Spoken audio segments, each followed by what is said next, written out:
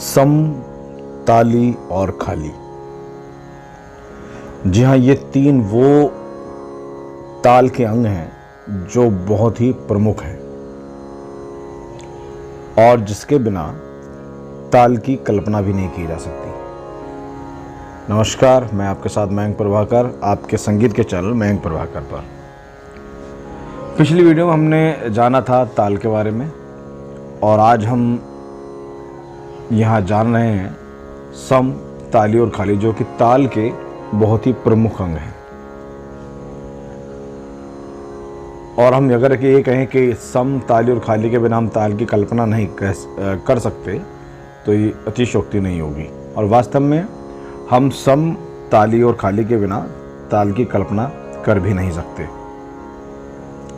तो यानी कि हमारे लिए बहुत इम्पोर्टेंट है।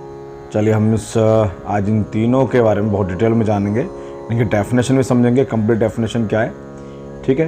और यदि आप मेरे चैनल पर नए हैं तो चैनल को सब्सक्राइब करें और बेल आइकन दबाएं ताकि इस तरह की इन्फॉर्मेटिव वीडियो की नोटिफिकेशन आप तक मिलती रहे और सभी संगीत के चैनल से जुड़े रहें। चलिए सबसे पहले हम बात करते हैं सम। लिखा है प्रत्येक ताल की पहली मात्रा उस ताल का सम होता है। डेफिनेशन की पहली लाइन बहुत कुछ क्लियर कर देती है अपने आप में।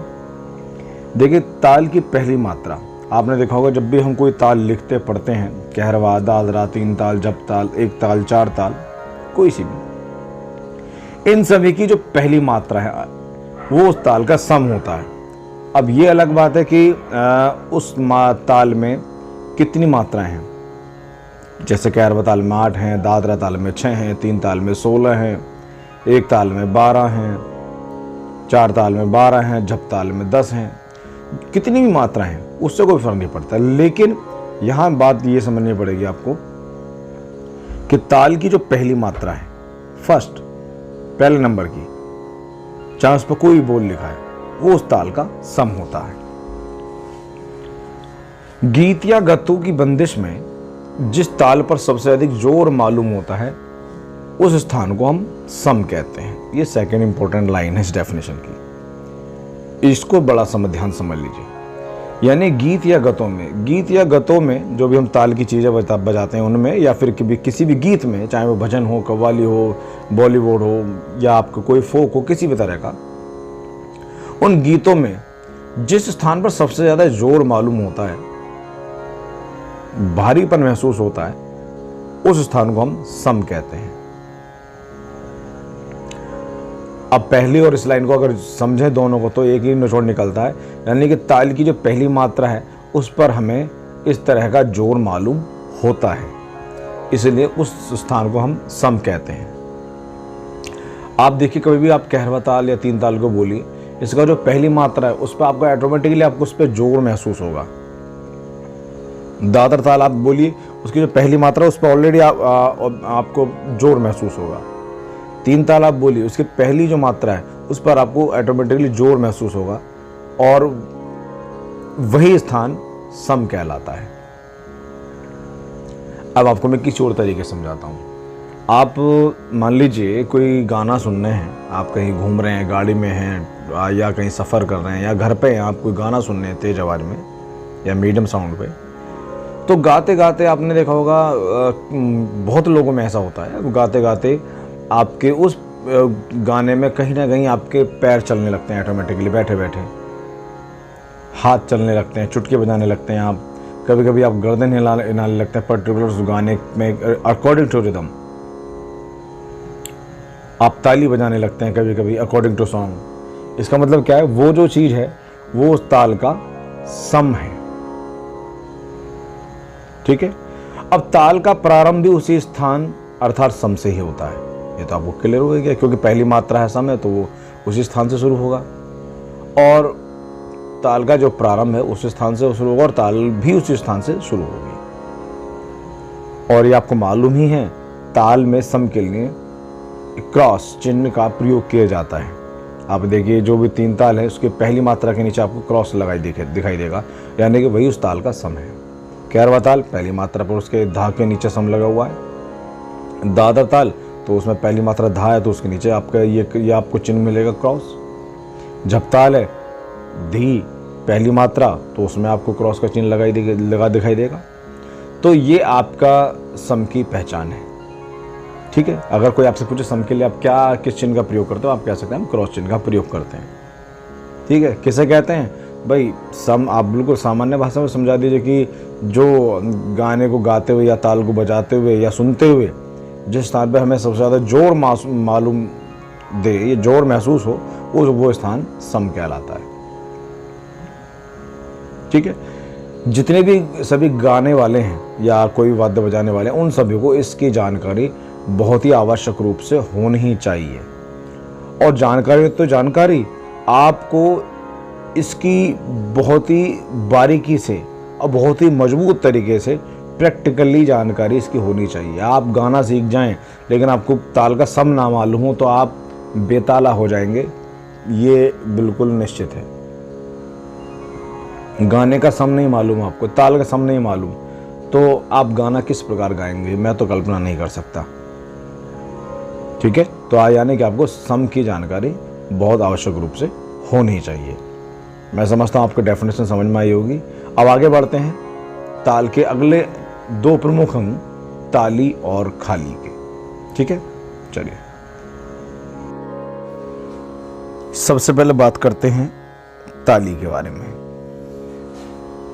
पहला पॉइंट लिखा है, इसे ताली या भरी भी कहते हैं। आपने देखा होगा जब हम कोई ताल लिखते हैं तो उसमें कहीं कहीं क्रॉस मार्क का, एक जगह क्रॉस मार्क आता है और बाकी जगह नंबर्स आते हैं 2, 3, 4 इस तरीके से। तो जहाँ क्रॉस लिखा है वो ताली के बारे में लिखा है और जहाँ नंबर्स लिखे हैं वो भी ताली के बारे में लिखे हैं। तो आपने देखा होगा उस जो पहला है उस पर हम ताली बजाते हैं जो क्रॉस मार्क लगा है, और जो अगले नंबर्स हैं 2 अगर कहीं लिखा है, 3 लिखा है तो वहाँ भी ताली बजती है। जैसा आपने कहरवा ताल देखी होगी, पहली मात्रा पर ताली होती है। ठीक है, और इसमें खैर आगे ताली नहीं होती। और हम अगर समझें तीन ताल में पहली मात्रा पर ताली होती है और फिर आपके 5 पर ताली होती है और फिर उसके बाद आपकी 11 नंबर पर आपकी ताली होती है। तो ये उन्हीं ताली के बारे में लिखा। तो इसे ताली या भरी भी कहते हैं। इसलिए कहते हैं क्योंकि इस पर ताली बजाई जाती है। भरी इसलिए कहते हैं क्योंकि ये भरी हुई होती है, इन द सेंस इसमें ताली होती है, यानी कि इसके अंदर कुछ ना कुछ होता है, खाली नहीं होती। तो इसलिए ये वर्ड यूज़ किया गया है आपका, इसे ताली या भरी भी कहते हैं। दूसरा, इसे सशब्द क्रिया भी कहते हैं, यानी कि इसमें शब्द होता है, यानी कि एक साउंड होती है। और बेसिकली जब इसमें ताली बजाएंगे तो उसमें शब्द होगा, साउंड होगी, तो इसलिए इसे सशब्द क्रिया भी कहते हैं। तीसरा है, इसमें हाथ से ताली बजाकर दिखाया जाता है। बिल्कुल करेक्ट है, इसमें हाथ से ताली बजाकर दिखाया जाता है। ठीक है, और फोर्थ है, ताली लिखने के लिए क्रॉस या 1, 2, 3 अंकों का प्रयोग किया जाता है। ये आपको मैंने पहले पॉइंट में ही बता दिया कि इसमें क्रॉस मार्क लगाया जाता है, या तो क्रॉस पर ताली बजेगी या फिर 1, 2, 3, या अगर ये नंबर्स कहीं लिखे हुए हैं 1 तो नहीं होगा, 2, 3, 4 इस तरह का नंबर लिखे हुए तो उन पर भी आपकी ताली बजेगी। पांचवा है, ताल में एक से अधिक भी ताली के विभाग हो सकते हैं। जी हाँ, ताल में एक से अधिक ताली के विभाग हो सकते हैं, और कभी कभी ताली का विभाग एक भी होता है, जैसे कहरवा ताल एक ही विभाग ताली का होता है और ये पहली मात्रा ही ताली की होती है, बाकी इसमें कहीं ताली बजती नहीं है। लेकिन 3 ताल में पहली मात्रा पर ताली होती है, उसके अलावा और भी 2 जगह ताली बजती है। 5 पर ताली बजती है और आपकी 11 नंबर पर ताली बजती है, यानी कि ताल में एक से अधिक ताली के विभाग हो सकते हैं। खाली की बात करें, खाली के सारे पॉइंट्स इसके ताली के ठीक अपोजिट होते हैं। पहला, जैसे उसमें लिखा था ताली, ये इसे ताली या भरी भी कहते हैं। अपोजिट पॉइंट खाली का है, इसे खाली कहते हैं, यानी कि इसमें ताली नहीं बजती। आपने देखा होगा जब हम कहरवा ताल की ताली बजाते हैं तो पहली मात्रा बजाते हैं क्लैपिंग के साथ, धा, यहाँ धा पे क्लैपिंग करते हैं, जैसे धा, फिर गे, ना, ती, फिंगर से काउंट करते हुए, फिर इसके बाद का पे हम ताली नहीं बजाते, का को हम हाथ को राइट साइड में झुका कर दिखाते हैं, यानी कि उस पर ताली नहीं बजती। जैसे अब 1 नंबर पर ताली बजती थी ना, अब उस पर ताली नहीं बजती, उस पर 5 नंबर पे, तो उसको खाली बोलते हैं। ठीक है, यानी कि खाली है, उसके अंदर कुछ नहीं है, ताली नहीं है। दूसरा, इसे निशब्द क्रिया भी कहते हैं, यानी कि इसमें कोई शब्द नहीं होता, इसमें कोई साउंड नहीं होती, आवाज नहीं होती। ठीक है, जैसे ताली में आवाज होती है, इसमें ताली आवाज होती नहीं। आवाज इसलिए नहीं होती क्योंकि हम ताली नहीं बजा रहे, इसलिए इसको निशब्द क्रिया कहते हैं। तीसरा, इसमें हाथ से ताली ना बजाकर हाथ को थोड़ा दाहिनी या बाईं ओर झुकाकर दिखाया जाता है। जी हाँ, क्योंकि इसमें ताली नहीं बजाई जाती, तो इसमें क्या करते हैं हम, जिस नंबर पर 0 लिखा है उस पर ताली ना बजाकर उस हैंड को, राइट हैंड से अगर आप बजा रहे हैं तो राइट हैंड को राइट साइड में खाली झुकाकर दिखाया जाता है, इसमें ताली नहीं बजाई जाती। चौथा पॉइंट है, ताली लिखने के लिए 0 चिन्ह का ही प्रयोग किया जाता है। जैसे आपने देखा होगा ताली के लिए क्रॉस या फिर किसी नंबर का प्रयोग किया जाता है, ठीक उसी तरह से खाली के लिए केवल और केवल 0 चिन्ह का ही प्रयोग किया जाता है। 0 मीन्स कोई ताली नहीं, राइट। और लास्ट पॉइंट है, ताल में 1 से अधिक भी खाली के विभाग हो सकते हैं। बिल्कुल करेक्ट है। ठीक है, तो आपके जैसे ताली में 1 से अधिक ताली के विभाग हो सकते हैं, ऐसी खाली में भी 1 से अधिक खाली के विभाग हो सकते हैं। ऐसी बहुत सारी तालें। ठीक है, तो आपके संगीत के दो बड़े ही प्रमुख अंग आपको आज आपने समझे, सम बेहद ही इंपॉर्टेंट, और दूसरा ताली और खाली। अगर आप किसी भी ताली को उसकी ताली बजाने का अभ्यास करेंगे किसी भी ताल की, तो आपको ताली और खाली बड़ी आसानी से आपको समझ में आ जाएगी। अगर यदि आप और भी विषय और समझना चाहते हैं तो आपके डिस्क्रिप्शन में मैं आपके कहरवा ताल या 3 ताल का मैं आपका लिंक मैं शेयर कर दूँगा, आप वहाँ से उसको देख सकते हैं। बड़ी ही इसमें डिटेल में मैंने आपके लिए समझाई है। ठीक है, और मैं समझता हूँ आपको ये जो आज का टॉपिक है आपको समझ में आया होगा।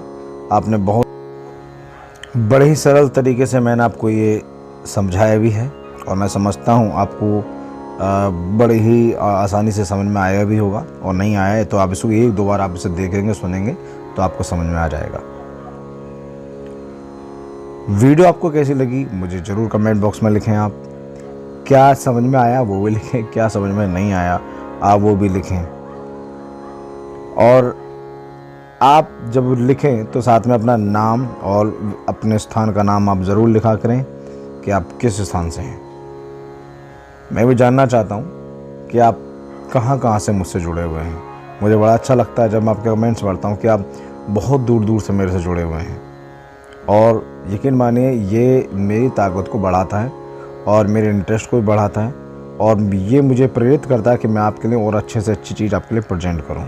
आपके एक कमेंट्स, आप मुझे जो भी सजेशन भी देते हैं, या जो भी आप अच्छे वर्ड भी लिखते हैं, सजेशन रूप में भी लिखते हैं, ख़राब भी लिखते हैं, कोई बात नहीं, आपका सब मैं स्वीकार करता हूँ, एक्सेप्ट है मुझे। ठीक है, तो ज़रूर कमेंट्स में लिखते रहें और वीडियो शेयर करते रहें। सभी संगीत सीखें। संगीत का दायरा कभी सीमित नहीं होता, हमेशा बढ़ते रहना चाहिए। और नया विषय क्या सीखना चाहते हैं वो मुझे ज़रूर लिखें।